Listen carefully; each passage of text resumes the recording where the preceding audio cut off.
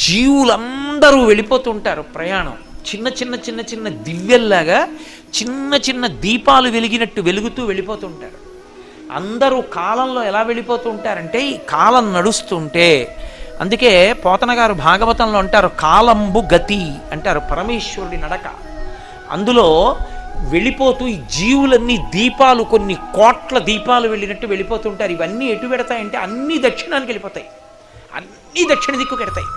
ఎందుకు పెడతాయంటే పాపపుణ్యాలు చేసి అక్కడికి వెళ్ళి భూమిలో కలిసిపోయి మళ్ళీ ఎక్కడో దీపం కింద పుడతాడు, పుట్టి కొంతకాలం ఉండి మళ్ళీ అలా దక్షిణ దిక్కు వెళ్ళిపోతాడు, శ్మశానంలోకి వెళ్ళిపోతుంటుంది శరీరం. ఎవడు ఏ దీపం నేను వెళ్ళనని ఉత్తరానికి తిరిగిందో ఆ దీపం ఇక అందులోకి శరీరం పెడుతుంది, ఇక ఆ దీపం మళ్ళీ పుట్టది. అలా తిరగాలంటే ఉత్తరానికి ఎవరి ముందు కూర్చుంటే తిరుగుతుందో తెలుసా? ఒక్క దక్షిణామూర్తి ముందే.